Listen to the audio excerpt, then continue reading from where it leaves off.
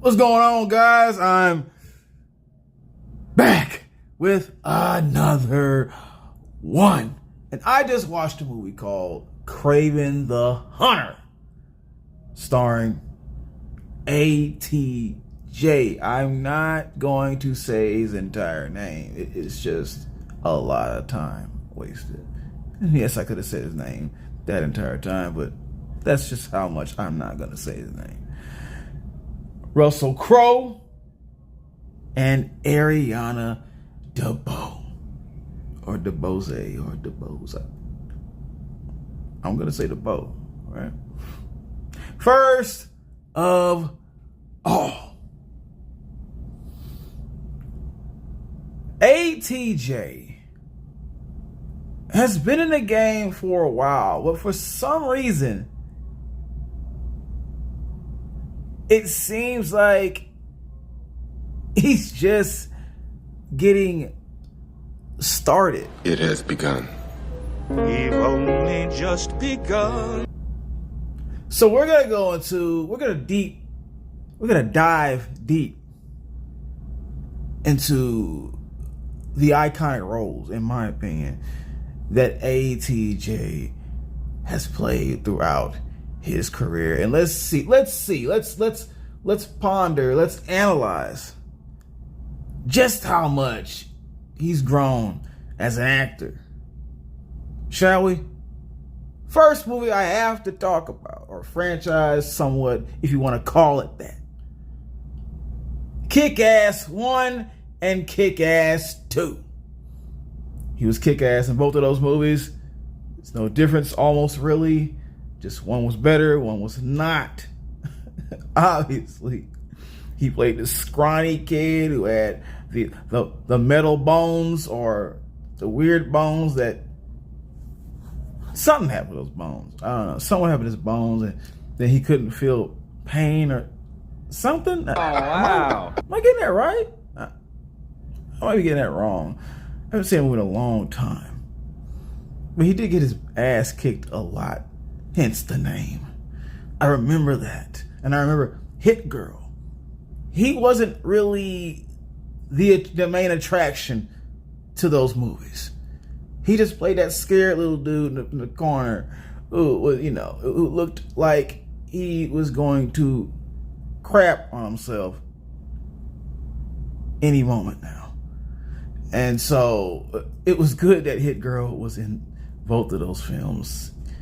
It definitely helped out a lot. So that says what it says about that iconic role.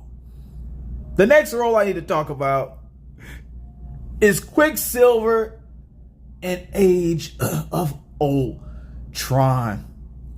Even though that role was short-lived, people still remember. People still remember from the beginning to the end what took place with good old Quicksilver. What happened to that Quicksilver? Some people wanted that Quicksilver back, but we know that wasn't the best Quicksilver that we got. We know who the best Quicksilver is. Don't play games. Pretty sure I got everybody. You didn't see that coming? That's right. But still, I cannot take credit from the Quicksilver that ATJ played in that movie. He was quick-witted, come on. And, he did have his moments in the movie. He definitely had his moments in the movie. So I'll give him that. But, it was a jump up from what he did in Kick-Ass. By a little bit. He was getting older, so he's got to expand his horizons and do different things, and that's what he chose to do. That's the role he chose to take. All right? And he still comes in number 2 to a greater character. Next role I need to put on the forefront. Ray Marcus from Nocturnal Animals. Now, I forgot that ATJ played in this movie. He was the crazy guy. He was the crazy, I get uncomfortable watching his scenes guy. Because he was so unhinged. and weird and just intimidating to people with common sense and morals. It's the scene when he's sitting on the toilet. Is he sitting on a toilet in front of the house? Taking a crap? Taking a huge...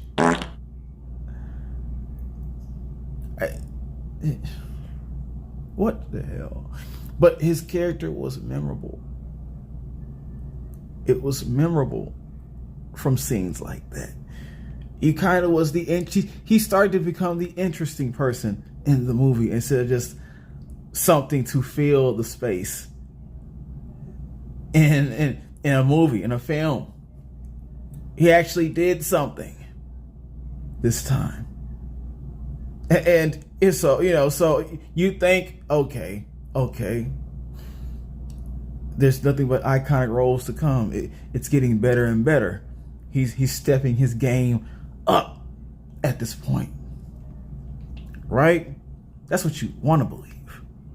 That's what you want to believe. But last but not least, we have Tangerine from Bullet Train. I don't know what to think about this. Now, while this character is miles away better than the other character he's played in his other movies, honestly, still, I just don't know about him being supposed brothers, non-blood brothers with the other actor, which I cannot stand. Just you are too much involved with this guy that I cannot take. But still, he did his thing in this movie. He did the role he came to play.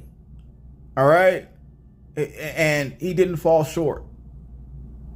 He didn't fall short by teaming him up with that guy.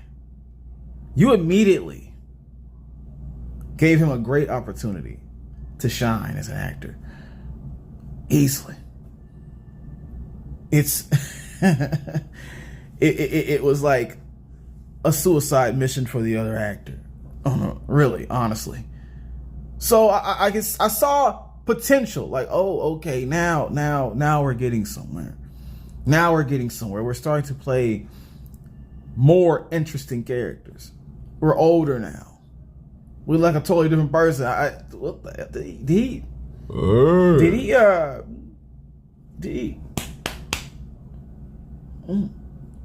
he do that? What's going on? Is he taking super soldier serum for real?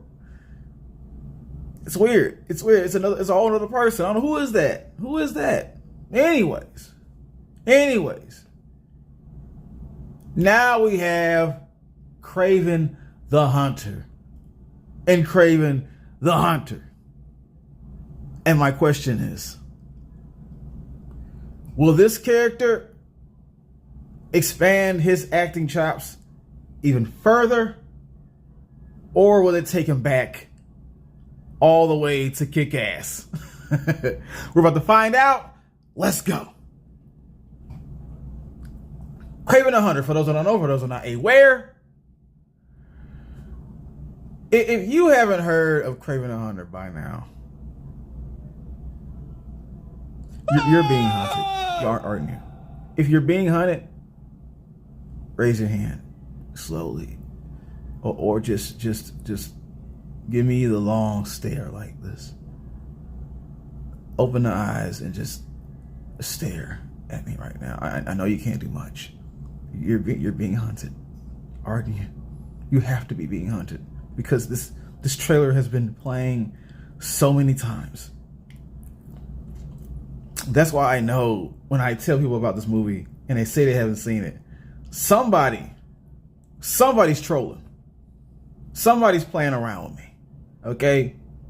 Penalized. You're getting penalized for even saying that you've never heard of this trailer at all. This movie, this film. Come on, man. Just don't do that. Don't do that. Kraven the Hunter. Pretty much a movie about a Marvel movie about two brothers growing up under the thumb of their sadistic lion hunting dad, played by Russell Crowe. And one son is kind of soft, like Jello, and then the other one, the oldest, is the one who has who has some toughness to him. Not wantingly, he didn't want it, but it was forced upon him. Anyways, and so the pops saw him as the tougher one. He took them out on a little hunt in the flashback, and the oldest one, which is Kraven, was the one who confronted that scary lion that everybody was trying to hunt down. Everybody was fearing, like he was Freddy Krueger. And the oldest son is the first one who got in contact with this lion. Had the chance to get him, didn't do it. He choked. And then the lion went ahead and he took advantage of that choke. And he almost choked him out bloody. So when his body is found by Calypso, she gives him the potion with the mix of that lion blood that was dropping in his cuts in his wound. And this guy now has these animalistic powers like he's supposed to in the comic books. And he's running around and he's hunting and he's climbing trees like a monkey and he's doing all this other crazy stuff that animals do with the eagle eye and all that stuff, right? He's riding his brother from time to time. The dad's wondering where the hell he is this entire time. He comes back years later, and now he's looking for revenge. He's out for blood. He is out for blood, and I'm trying to remember why he was out for the poachers. I guess he's got his little revenge plot thing going on. So they all know this, and he's on the streets as Kraven the Hunter, and they're trying to find a way to capture the hunter, to hunt the hunter. And so they build a team up, threaten his family. His little brother comes back. His little brother's a singer in a cabaret now that the dad is a part of, or something like that. And so, that's going on. And, Kraven the Hunter is still walking around, popping necks, using his powers to his very advantage to knock the list off one by one, getting things done. Until he is finally confronted by the big bad villain himself. All right? And that's the premise of the movie. Because if I say too much, I'm going to mess a lot of things up. All right? Positives. The violence was served to me on a silver platter. It was beautiful. It was majestic, to say the least, to say the most. Almost every other scene, Kraven the Hunter was ripping throats out, splitting wigs, tearing eyeballs out of sockets, ripping people apart, and he doesn't even have claws. He's not Wolverine, even though I think he has a smelling powers like Wolverine. The eyes are good like Wolverine, so yes, he's got that. He's quick like Wolverine should be, very quick, all kinds of quick. He was getting around. He was climbing things, buildings real quick with no difficulty. No difficulty. There was so much action going on in this movie, and his powers were used to the very extent in such a good way that I was impressed. I was like, yes, this is how Kraven the Hunter would be moving around. This is exactly what he would do. Thank you. thank you for just illustrating that to the audience the way it should have been. All right, because he was moving, and the kind of villains he was confronting, that was impressive too. That was mighty impressive as well. And just the fights alone, it was a lot to take in when you just came off of Venom 3. Woo! Another positive. Russell Crowe delivered. He delivered as the sadistic father that he was in the movie. Everything he said was just, it was horrible things. He was a horrible person, and he portrayed that very well in this film. Okay, he pit the brothers. He tried to pit the brothers against each other. One was weak, the other one was not. The way he acted about the absence of their mother, that was so nonchalant and cold. Kraven the Hunter had every right to be angry with his boss, and who else to do this but Russell Crowe, who's a little unhinged himself in real life. So that's why he's so perfect for roles like this. It's like, is this guy supposed to be a villain, or he's supposed to be just this guy that we feel sorry for because the way that he is? And you find out very quickly, no, he's a villain. He's a villain. He's just not the main villain, but he's a villain. All right, and he's nothing to be played around with either. There's a scene where they try to attack his character physically, and he moves so quick. He pulls somebody in front of him. He's having a meeting, and somebody comes up and they say certain words that lets you know they're going to hurt him. And he just moves so quick, and everything, all the bullets go into that business meeting partner that he was with. That business meeting was over at that point. All right? Great performance by Russell Crowe. Next positive.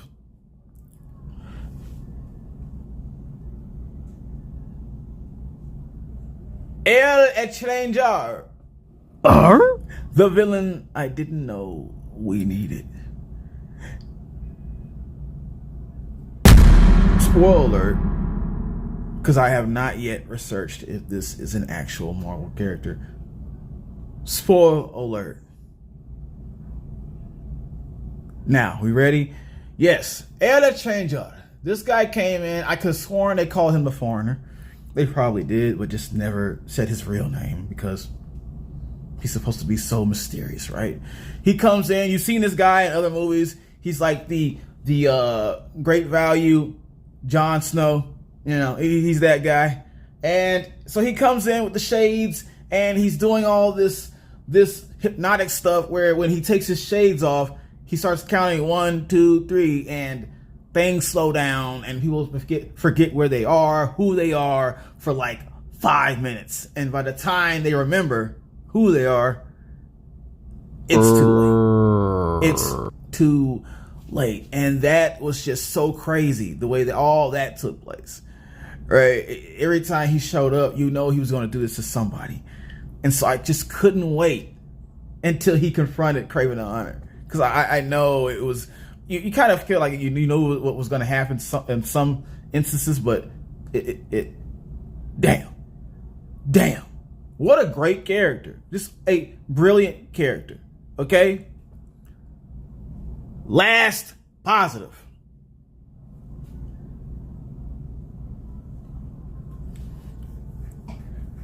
Spoiler alert, just in case you're only a moviegoer and not a comic head. Because if you're a comic head, you immediately know what's going on. All right? Dimitri is in the movie. He's the little brother, right? We all know this if you're in the comics. We all know this already. This is nothing new to us. But my dumbass was watching the movie, And it didn't click to me immediately. It should have, but it did not. It's like, I know who Dimitri is. He's the chameleon. But the thing is, it took context clues for me to slowly like get that light bulb popping in on the top of my head.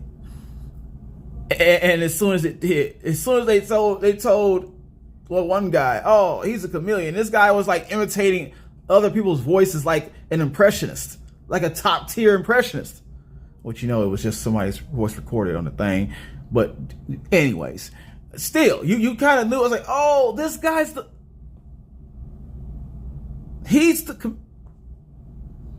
I should have known. I should have known it was the chameleon. I should have known this already. Why didn't I know this? Right? That's crazy. It's the chameleon.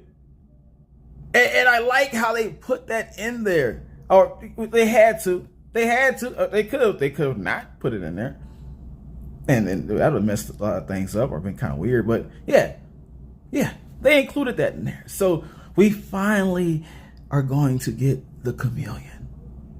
We finally get the chameleon on the big screen. And I loved that. Every minute of just witnessing that. All right. Negatives.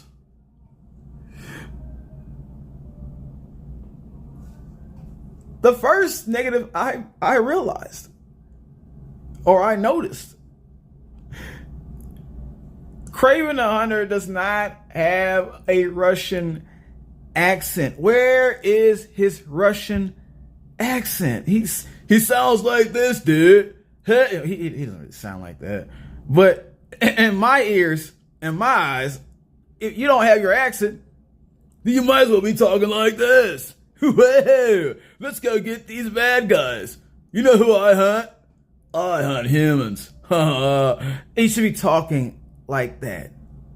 If you're not going to have your Russian accent, you might as well talk like freaking Michelangelo from the Ninja Turtles.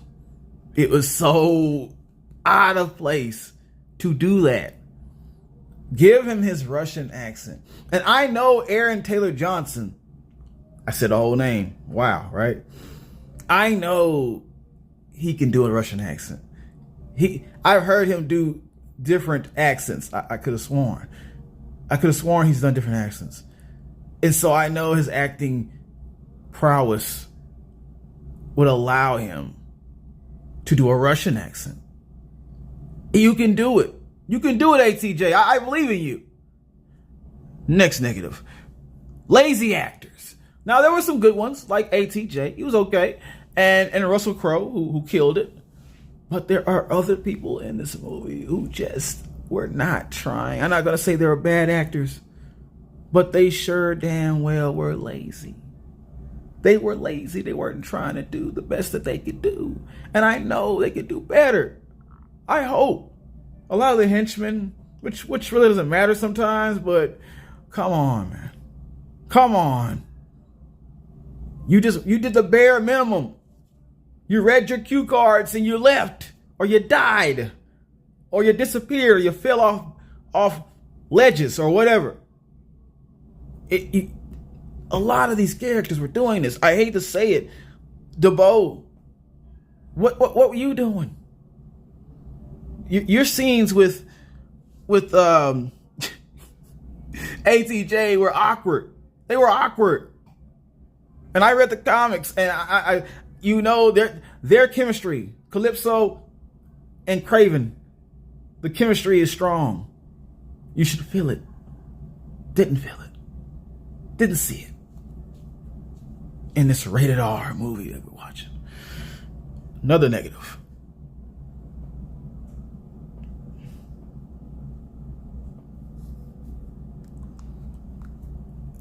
The backstory.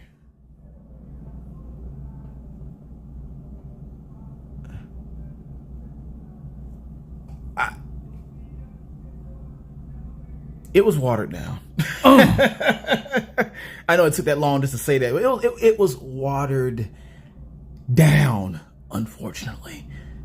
And I don't know why they did. They did this to make you feel sympathy for Kraven. But in his real backstories, in the comics, it's not a lot of sympathy to feel, except for the fact that the father was still, a difficult guy. But okay, the villains that went through tougher than that.